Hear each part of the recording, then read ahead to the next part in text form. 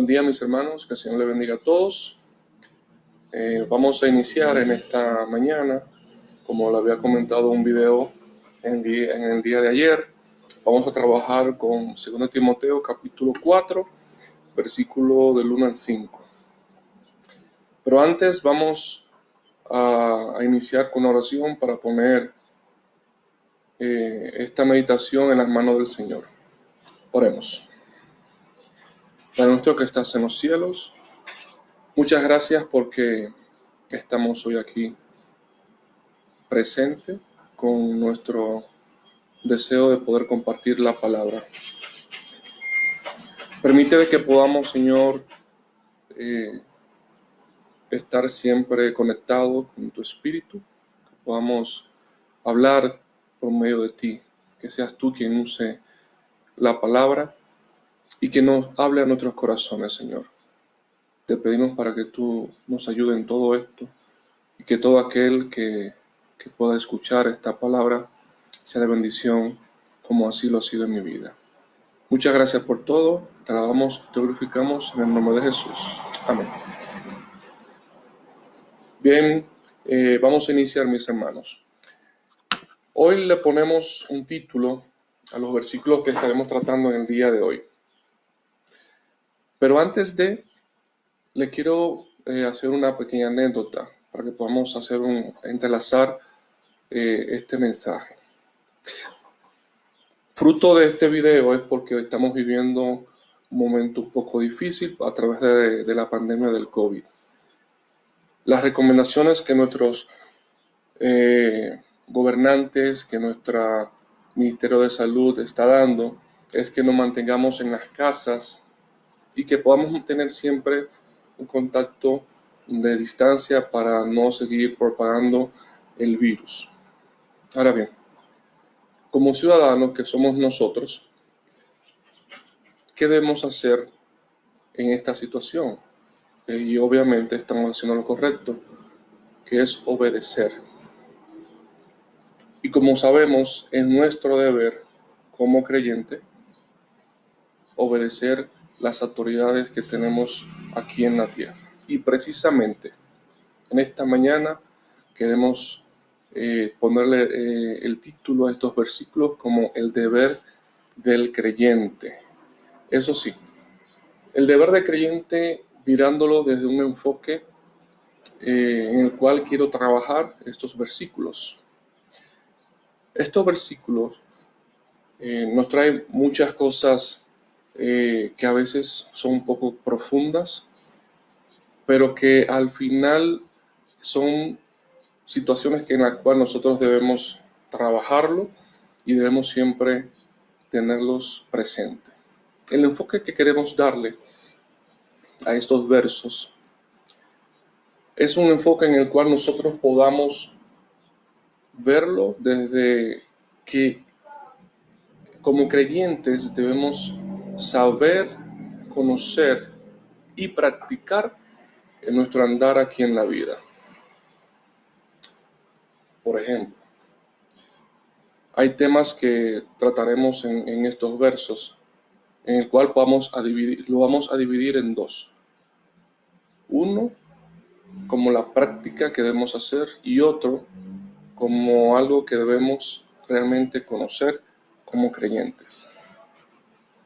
Dicho de otra manera, el deber del creyente es como un encargo en el nombre de Cristo para que podamos saber, para que podamos conocer y para practicar en todo nuestro andar. Vamos a leer los versos para que podamos así tener ya una idea bien profunda de lo que queremos tratar. 2 Timoteo capítulo 4, versículo 1 al 5. Dice así: Te encarezco delante de Dios y del Señor Jesucristo, que juzgará a los vivos y a los muertos en su manifestación y en su reino, que prediques la palabra, que instes a tiempo y fuera de tiempo, redarguye, reprende, exhorta con toda paciencia y doctrina. porque vendrá tiempo cuando no sufrirán la sana doctrina, sino que teniendo comezón de oír, se amontonarán maestros conformes a sus propias concupiscencias, que apartarán de la verdad el oído y se volverán a las fábulas. Pero tú, sé sobrio en todo, soporta las aflicciones, haz obra de evangelista, cumple tu ministerio. Bien, y seguimos, mis hermanos. Como les recordaba, vamos a trabajar en base a dos temas estos versos. Y el primer tema que estaremos trabajando es lo que debemos conocer. ¿Qué debemos conocer nosotros? Y lo que nos dice aquí en estos versos. En el verso 1 vamos a trabajar un tema que realmente muchos cristianos a veces se confunden, otros no tienen una idea acabada de lo que realmente significa esta parte. El subtema que quiero trabajar con el versículo número 1 es el justo juicio de Dios. Porque hay cristianos que se confunden en estos temas. Me imagino, y sí, hay una realidad, hay muchas iglesias que realmente creen y están casi seguros de que cuando hablan de juicio en la Biblia, se está refiriendo a un todo, lo engloban a un todo, tanto a creyentes como a los no creyentes. Pero debemos tener muy claro, y es lo que queremos trabajar también en el día de hoy como parte de lo que debemos conocer, es que el juicio de Dios no es lo mismo para un creyente que para los no creyentes. Por ejemplo, vamos a trabajar, y pueden buscarlo en sus casas más adelante, donde en Romanos capítulo 2, versículo del 5 al 11, nos habla de un juicio, pero un juicio diferente al cual será tratado al juicio de los no creyentes. Y ahora estaremos trabajando con el juicio dirigido, pero a las obras de las personas que son creyentes. Y aquí estaremos trabajando en las dos vertientes. El primer grupo de los creyentes, como estaremos hablando, lo podemos ver muy claro en los siguientes versos. Pero quiero mencionarles algunos versículos en los cuales nos va a dar una idea muy clara, nos va a dar, para aquellos hermanos que quizás estén un poco confusos, nos va a dar un apoyo bíblico en el cual a nosotros nos separará un juicio diferente al otro. El juicio que será emitido para el creyente en sí, para decirlo de esta manera, no es en sí a la persona del creyente, más bien es a las obras. ¿Por qué? Dice Romanos 5, del 8 al 9, mas Dios muestra su amor para con nosotros, en que siendo aún pecadores, Cristo murió por nosotros. Pues mucho más, estando ya justificados en su sangre, por él seremos salvos de la ira. Otro verso, Juan 3:18.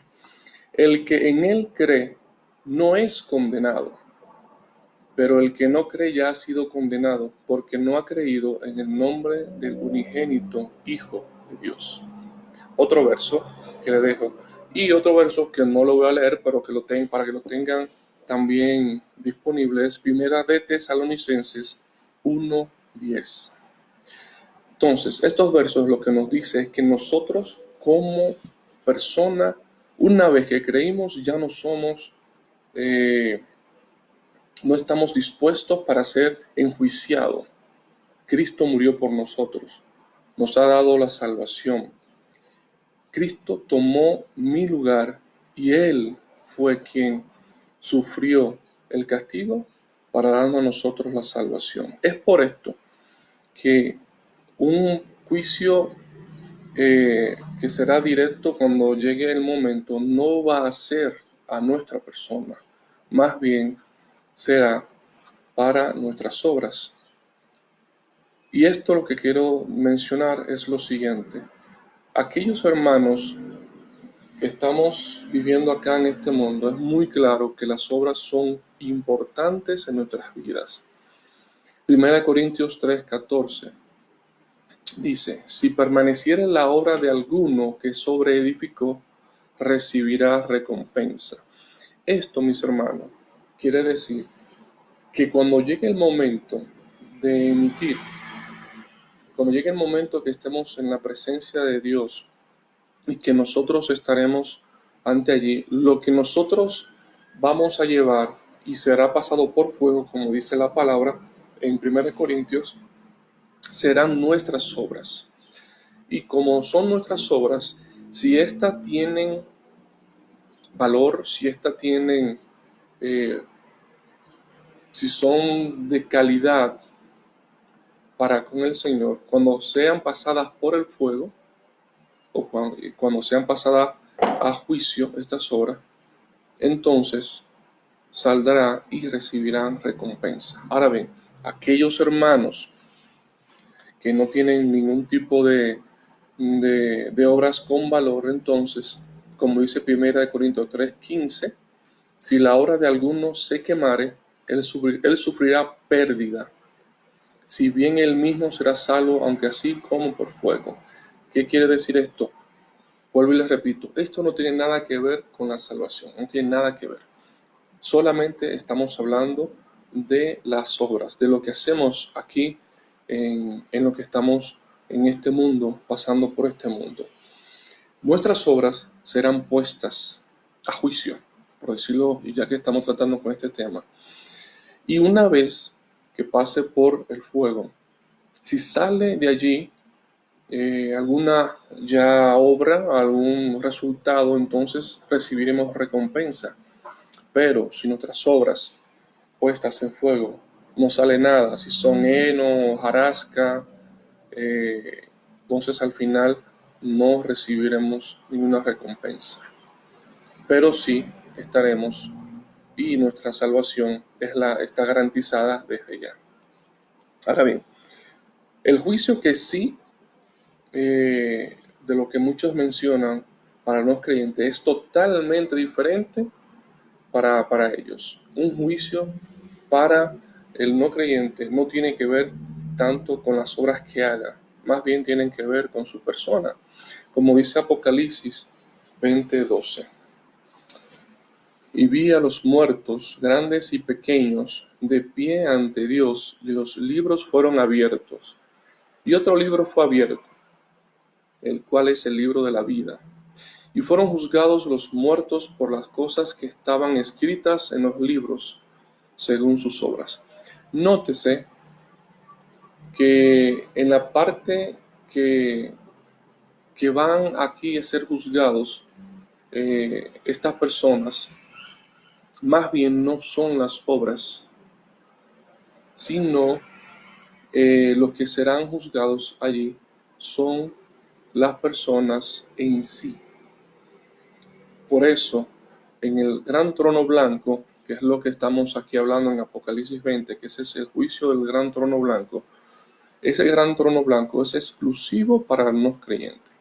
No estaremos ahí ni siquiera nuestras obras. En el gran trono blanco es cuando se va a pasar juicio a los no creyentes. Espero que en estos versos no haya traído confusión y que haya sido un poco claro en separar lo que es el juicio para los no creyentes y el juicio para las obras de los creyentes. Continuamos. Ahora bien, recuerden que estamos trabajando con el primer tema que es el deber del creyente, lo que debemos conocer. La segunda parte de lo que debemos conocer se encuentra en el versículo del 3 al 4. Y allí estamos hablando de que en estos versículos habla de la parte de tiempos difíciles. Los tiempos difíciles. Muchas personas por ahí en el mundo andan diciendo, no, tiempos difíciles siempre ha estado presente. Sí, podríamos decir que sí, cada generación tiene sus épocas difíciles, pero en nuestra vida del creyente, en nuestras iglesias, es diferente a lo que pasa en el mundo. Aquí, en los tiempos difíciles, lo que estamos tratando es en las iglesias, lo que pasa en las iglesias, que es la parte que debemos más que todo interesarnos. Y aquí, de estos versos que habla del 3 al 4, que dice, de 2 Timoteo, porque vendrá tiempo cuando no sufrirán la sana doctrina, sino que teniendo comezón de oír, se amontonarán maestros conforme a sus propias concupiscencias, y apartarán de la verdad el oído y se volverán a las fábulas. Si ustedes ven cuando dice de los tiempos, que vendrán tiempos en el cual la sana doctrina, habla de la sana doctrina, también dicen que se amontonarán maestros conforme a sus propias concupiscencias. Tercero, dice que también apartarán de la verdad el oído y serán a fábulas. La pregunta es, cuando ustedes escuchan esto, ¿no les sabe a que estamos viviendo actualmente algo similar? No estamos viendo de que hay muchas personas en la televisión, aquí en las redes sociales, incluso en nuestras iglesias, que hablan de cosas que al final ah, uno se puede quedar como, hasta quizás lo pueden confundir. Precisamente lo que vamos a tratar en los tiempos difíciles es de los falsos maestros. Porque es importante que debemos estar muy claro, que debemos tener conciencia de que nuestras iglesias van a sufrir, eh, van a sufrir ataques, van a sufrir con personas que quizás quieran entrar y causar caos en nuestras iglesias. Y es por eso que nosotros debemos estar muy alerta ante esta situación. Y es por eso también que quise traer el tema de los falsos maestros. Como dice 2 Pedro 2:1, pero hubo también falsos profetas entre el pueblo, como habrá entre vosotros falsos maestros, que introducirán encubiertamente herejías destructoras y aún negarán al Señor que los rescató, atrayendo sobre sí mismo destrucción repentina. Entonces, esto es muy importante que debemos entender que parte de lo que debemos conocer es que en nuestras iglesias vamos y es posible que tengamos ataques y de personas que serán o que son falsos maestros. Ahora bien, ¿cómo identificamos a esos falsos maestros? ¿Qué características tienen estos falsos maestros? Porque hay una realidad. Ellos entran como corderos, pero en realidad son lobos rapaces disfrazados de cordero, de pequeñas ovejitas. Y es precisamente lo que debemos ver. Las características de los falsos maestros las podemos encontrar, o que yo lo voy a trabajar hoy, en el libro de Judas. Y allí vamos a ver varias características de esos falsos maestros. La primera característica que podemos ver de un falso maestro es que rechazan la autoridad. Eso lo podemos ver en Judas 1:8. Dice, no obstante, de la misma manera, también estos soñadores mancillan la carne, rechazan la autoridad y blasfeman de las potestades superiores. ¿Cómo rechazan la autoridad? Vamos a poner un ejemplo de rechazo de autoridad. Llega un hermano a la iglesia que quizás venga de otro lugar, no sabemos quizá de dónde, y nuestros ancianos en algún momento determinan de que no se debe de usar el celular dentro de la iglesia. ¿Qué sucede? Viene esta persona que llegó y dice, no me voy a acatar a esa autoridad, rechazo esa autoridad, así que yo usaré mi celular y voy a propiciar de que los demás hermanos hagan lo mismo. ¿Por qué? Porque los ancianos no pueden hacer eso porque estamos en tiempos modernos y podemos usar el celular, etcétera, etcétera. De esta forma no se entiende y se hace muy sutil y quizás un hermano lo escucha, sigue y así van arrastrando hasta que totalmente hacen un caos en la iglesia. Mis hermanos, cuando los ancianos en este caso determinan una acción o hacen o dicen que debemos hacer X cosa, nosotros como creyentes debemos obedecer. No debemos rechazar, no debemos socavar la autoridad de nuestros ancianos, precisamente porque es parte, esto es parte de la característica de los falsos maestros. Así que cuando un anciano dictamine algo que debemos hacer, con toda obediencia lo debemos hacer, aunque no nos guste, porque hay situaciones que no nos va a gustar o no nos cae bien, pero al final, como creyentes, debemos obedecer, porque recuerden que esa autoridad que tienen los ancianos viene directamente de Dios. Segunda característica de los falsos maestros. Dicen que busca su propio beneficio. En Judas 1:11 dice, hay de ellos, porque han seguido el camino de Caín, se lanzaron por lucro en el error de Balaam y se perdieron en la contradicción de Coré. Estos falsos maestros siempre buscan su propio beneficio, andan buscando cómo agradarse, cómo buscar sacarle provecho a todo, sin importar a quién se lleven por el medio.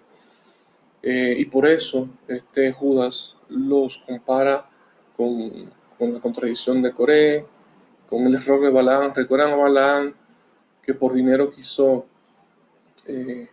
maldecir pero no pudo. Entonces, precisamente es por esto que nosotros debemos así obedecer.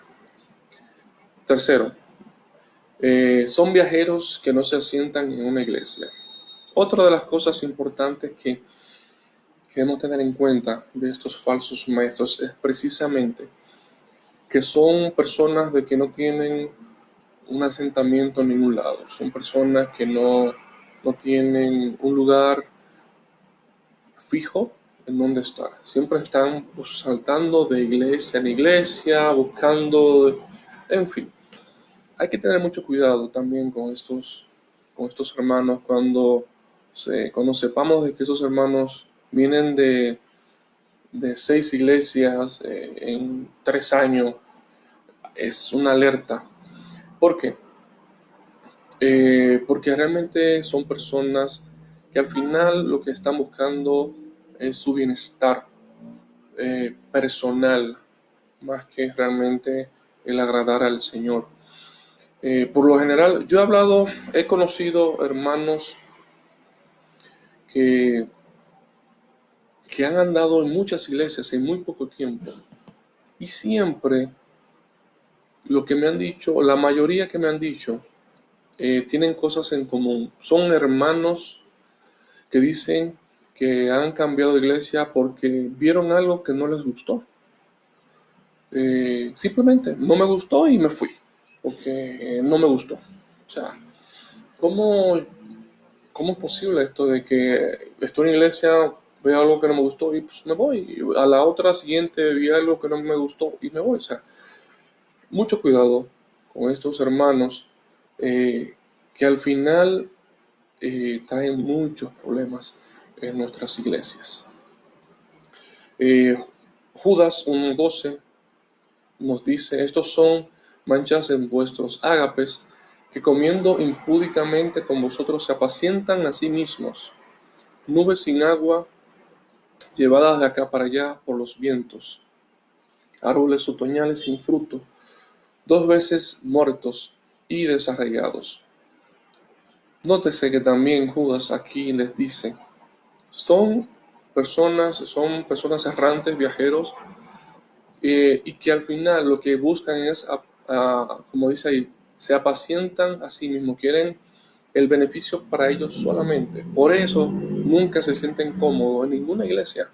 No se sienten cómodos porque si en esa iglesia no encuentran lo que le da la satisfacción, lo que le da esa paz, entre comillas, entonces seguirán buscando insaciablemente. Al final se pasarán la vida buscando como les mencioné anteriormente, he conocido a algunos y al final ellos lo que deciden es quedarse en su casa y punto.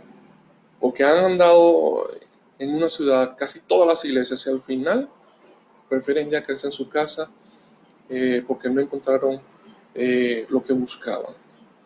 Entonces, una o la tercera característica de esos falsos maestros es precisamente que son personas errantes. Y otra cuarta característica de esos falsos maestros es que, como puse el título, sus bocas los evidencian. ¿A qué se refiere con esto? Bueno, le voy a leer Judas 1:16. Estos son murmuradores, son querellosos, que andan según sus propios deseos, cuya boca habla cosas infladas, adulando a las personas para sacar provecho. Creo que no hay mucho que explicar sobre una de las evidencias también de lo que son falsos maestros. Dice que son murmuradores, critican todo, critican todo en la iglesia, más que todo cuando se refiere a los ancianos. Critican a los ancianos en todo. Prácticamente para ellos los ancianos son las personas más imperfectas del mundo. Hasta cuestionan el por qué son ancianos en la iglesia. Son querellosos, se quejan de todo. Son hermanos que si les sirves agua, dice, ay, ¿por qué no es agua fría? Si se la lleva fría, dice, ay, ¿por qué no a temperatura ambiente? Si se la lleva a temperatura ambiente, dice, ¿por qué no le pusiste? O sea, se quejan de todo. Andan según sus deseos. Como ya les mencioné anteriormente, hacen y buscan para su propio deseo. Dice también, cuya boca habla cosas infladas, adulando a las personas para sacar provecho.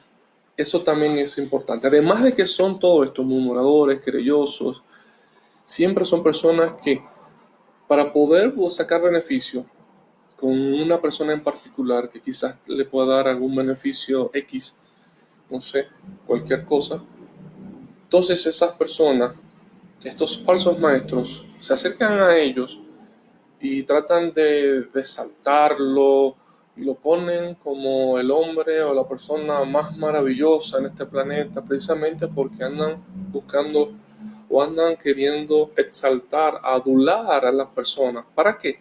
Con el fin de sacar provecho. Es por esto que debemos tener también mucho cuidado y tener un ojo visor con estas personas, porque entran en nuestras iglesias los falsos maestros y si nosotros nos descuidamos, causan muchos problemas dentro y eso sí es peligroso. Bien, recordemos nuevamente, estamos trabajando el deber del creyente desde una perspectiva de lo que debemos conocer y de lo que debemos practicar. Lo que debemos conocer, recordemos que hay un justo juicio de Dios para las personas y también de que las iglesias viven tiempos difíciles. Ahora vamos a trabajar con lo que debemos practicar. Recordemos que, como ustedes ya han notado, no seguí la secuencia de Timoteo, sino que agrupé los versículos según los temas que hemos querido trabajar. En estos dos últimos versos que tenemos trabajando es el versículo 2 y el versículo 5 del subtema lo que debemos trabajar. El versículo 2 dice que prediques la palabra, que instes a tiempo y fuera de tiempo, redarguye, reprende, exhorta con toda paciencia y doctrina. Pero tú sé sobre en todo, el versículo 5, soporta las aflicciones, haz obra de evangelista, cumple tu ministerio. Bien, lo que debemos practicar. Ahora vamos a llegar a lo que debemos practicar. Quizás hay personas creyentes que sí, me pueden decir, pero estas características que acabas de mencionar, es para una persona, un ministro o un pastor o un anciano, y no para todas las personas. Yo podría decirle, sí, porque Timoteo era un anciano en una iglesia. Y sí, estos versos, Pablo se lo escribió a Timoteo eh, desde la perspectiva en que Timoteo era un anciano. Tiene razón en ese sentido, pero le hago la pregunta, así a los hermanos y a esos hermanos que con la verdad me están diciendo esto. Cuando me dice el verso que prediquen la palabra, ¿es exclusivo para los ancianos o pastores? O cuando me dice que instes a tiempo y fuera de tiempo y que redarguye y reprende, ¿es exclusivo solamente para los pastores o ancianos? O cuando me dice que debo exhortar con toda paciencia y doctrina, o ser sobrio en todo y soportar las aflicciones, ¿es solamente para los ancianos o pastores? ¿Verdad que no? Entonces, por eso es que también estos versos que están aquí no son exclusivamente para los ancianos, también lo podemos aplicar para toda la congregación, y es precisamente lo que queremos también llevar para nosotros. Recordemos lo que debemos practicar sobre el versículo 2 y 5. Lo primero es un buen ministro de Dios, como dice Efesios 5 del 8 al 11. Porque en otro tiempo erais tinieblas, mas ahora sois luz en el Señor. Andad como hijos de luz, porque el fruto del Espíritu es en toda bondad, justicia y verdad, comprobando lo que es agradable al Señor.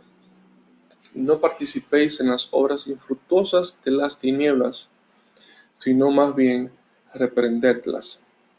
Entonces, mis hermanos, como este verso nos dice, a partir de ahora, estas acciones o estas prácticas que vamos a mencionar son prácticas para todo creyente, son prácticas para que todos nosotros podamos hacerlos a nuestras vidas, y a partir de ahora que podamos hacerlo y, y presentar estas obras a nuestro Señor.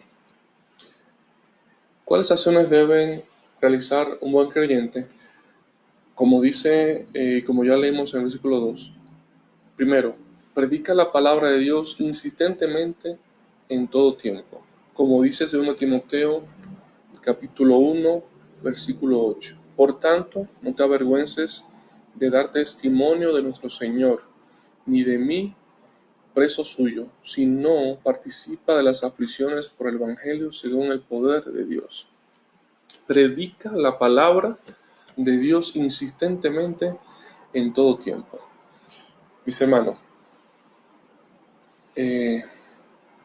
hay una característica aquí, lo que he notado en México.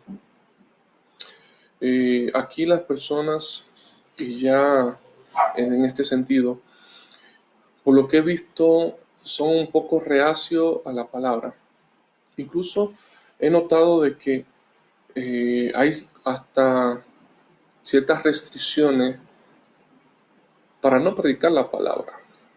Como ustedes ya han notado y saben, yo no soy de México, yo vengo de la República Dominicana, pero allá hay una situación diferente. Allá se predica la palabra en cualquier lugar, en espacios públicos. Es más, hay una particularidad que, por ejemplo, en el metro de allá, lo único que se permite dentro del metro hacer así en público es predicar la palabra. No se permite ni vendedores, ni publicidad de ningún tipo, solamente que se predique la palabra de Dios. O sea, en el metro cualquier persona de repente se levanta y comienza a hablar de la palabra y no hay problema. Aquí es diferente. He notado que aquí sí las personas son un poco más reacios. La pregunta es, entonces, porque aquí son un poco más reacios, no voy a predicar la palabra. Pregunto. Porque aquí quizás el gobierno es un poco más restrictivo en este sentido. No voy a buscar la manera de llevar la palabra. Claro que no, claro que no. Al final tengo que hacer esto, como dice la segunda Timoteo del 1 al 8, que debo predicar la palabra en todo tiempo, en todo lugar. En cualquier momento tengo que predicar la palabra porque es parte de nuestro trabajo aquí en la tierra, llevar la palabra de Dios. Segunda característica de un buen creyente es que corrige. Entre paréntesis, recuerden que mencionamos que dicen redarguye en la versión de la Reina Valera, que es lo mismo que corregir. En Proverbios 16:6 dice que con misericordia y verdad se corrige el pecado y con el temor de Jehová los hombres se apartan del mal. Nosotros debemos corregir lo que está mal. Otra cosa que también he notado en algunas iglesias es que hay personas que cuando están haciendo algo incorrecto no se corrige, no se le dice nada, solamente se critica por detrás, más no se le corrige a esa persona, a ese hermano. Lo que me han dicho es que por temor a que se ofendan, es por temor a que piensen de que uno se está metiendo en la vida de esas personas. Y realmente nosotros como creyentes, como hermanos y como familia en Cristo, nosotros debemos tener también el derecho y la potestad de, cuando vemos algo mal, corregir para no seguir, para que ese mal no siga creciendo. Incluso hay hermanos que están haciendo algo que está mal inconscientemente, muchas veces son nuevos creyentes, muchas veces no conocen muy bien la palabra, pero aún así no corregimos. Es nuestro deber, mis hermanos, también hacer esto, corregir. Tercera característica, dice, reprende y anima, que es lo mismo que exhortar, con paciencia y buena enseñanza, que en la Reina Valera es doctrina. Entonces, Proverbios 25:12 dice, como zarcillo de oro y joyero de oro fino es el que reprende al sabio que tiene oído dócil. Cuando mis hermanos vemos también que hay que reprender, que va de la mano mucho con la corrección, debemos reprender, pero no solamente reprender, también dice que debemos reprender y animar con paciencia y buena enseñanza o con doctrina. La cuestión no es corregir solamente, no solamente es reprender, llamar la atención, también es todo esto de la mano con ánimo, con paciencia y buena enseñanza. Cuando veamos a algún hermano que esté en una falta, corrige, reprende y anima con paciencia y buena enseñanza, como aquí dice. La cuarta característica, mantiene la mente clara en toda situación. En Reina Valera dice sobrio en todo. Tito 1:8, sino hospedador, amante de lo bueno, sobrio, justo, santo, dueño de sí mismo. Mantiene la mente clara en toda situación. Es sobrio en todo. Y esto a veces sí es difícil. Es difícil, no sé por qué, es que he escuchado a muchos hermanos que dicen, es que yo soy explosivo, soy una persona eh, que me, que me enciendo rápido, mi cabeza se enciende rápido cuando pasa algo. Y precisamente aquí parte de ser un buen creyente es que mantengamos la mente clara ante toda situación. No, no nos podemos alocar, es lo que en pocas palabras, en el buen dominicano, como podemos decir nosotros, no nos podemos alocar bajo ninguna situación. Debemos mantenernos firmes, claros. ¿Por qué? Porque si perdemos el control de nosotros ante ciertas situaciones, esto va a provocar que aquellos que nos vean, lo primero que van a decir es, si conocen que somos cristianos, obviamente, dirán, oh, ¿y ese es cristiano? Esa persona es cristiana, fulano es creyente. Precisamente, mantener la mente clara en toda situación es parte de que nosotros vamos a reflejar que tenemos al Espíritu en nuestras vidas y que Él tiene control de nuestras vidas. Quinta característica, ya para ir terminando, no teme de sufrir por el Señor. En Hechos 5:41, y ellos salieron de la presencia del concilio gozosos de haber sido tenidos por dignos de padecer afrenta por causa del nombre. Mis hermanos, no debemos temer el sufrir por el Señor. No debemos temer el que nos rechacen. No debemos temer el que nos miren mal. No debemos temer el que nos llamen ignorante. ¿Por qué? Porque esto es parte de nuestras vidas. No debemos temer el sufrir por el Señor y ser como sus hermanos de los Hechos, que dicen que salieron gozosos delante de la presencia del concilio, porque ellos fueron tenidos por dignos de padecer afrenta por causa del Señor. Así también nosotros debemos estar gozosos cuando a nosotros nos llamen fanáticos, cuando nos llamen ignorantes, cuando nos llamen o nos miren mal, cuando nos ofenden por causa del Evangelio. Debemos estar gozosos y no temer el sufrir por el Señor. Y última característica de un buen creyente es que cumple con los deberes de sus ministerios. Hechos 6:4, y nosotros persistiremos en la oración y en el ministerio de la palabra.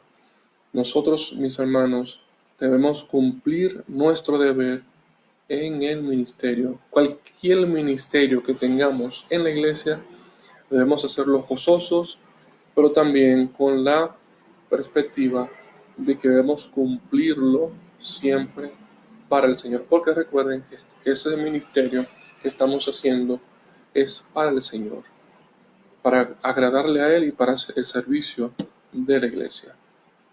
Así que mis hermanos, ya para concluir, solamente les recordaré nuevamente que acabamos de trabajar el deber del creyente desde dos perspectivas, lo que debemos conocer y lo que debemos practicar.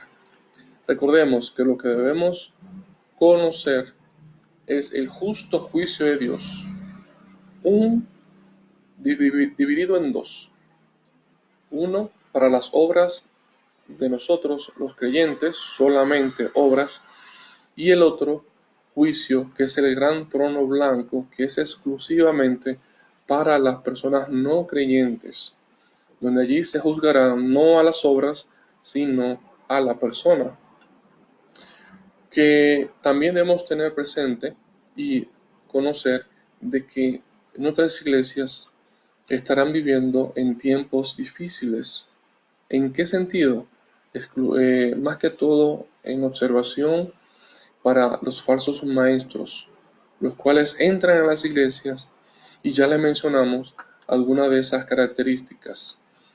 Ahora bien, otro tema que también trabajamos fue lo que debemos practicar como creyentes. ¿Cuáles son las acciones de un buen creyente? Que ya lo acabamos de decir. Y recuerda, mis hermanos, que todo esto es importante saber para evitar que nosotros andemos dudando cuando vienen con herejías o filosofías engañosas. Debemos saber que vamos a ser atacados dentro de nuestras iglesias por personas que vienen con el propósito de dañar, pero sobre todo debemos practicar día a día todo aquello que la Biblia nos dice. Recuerda que nosotros debemos presentarle al Señor obras que sean de valor para que el día que llegue a pasarla por fuego no se queme, más bien que se refine y que el Señor nos diga, como dice en Mateo 25:21, y su Señor dijo: buen siervo y fiel, sobre poco has sido fiel, sobre mucho te pondré, entra en el gozo de tu Señor. Así que mis hermanos, muchas bendiciones, que tengan un domingo bien bendecido y muchas gracias por darme la oportunidad a través de este medio de llevar la palabra. Es la primera vez que lo hago, así que la honra y gloria sea para nuestro Señor. Que el Señor les bendiga a todos.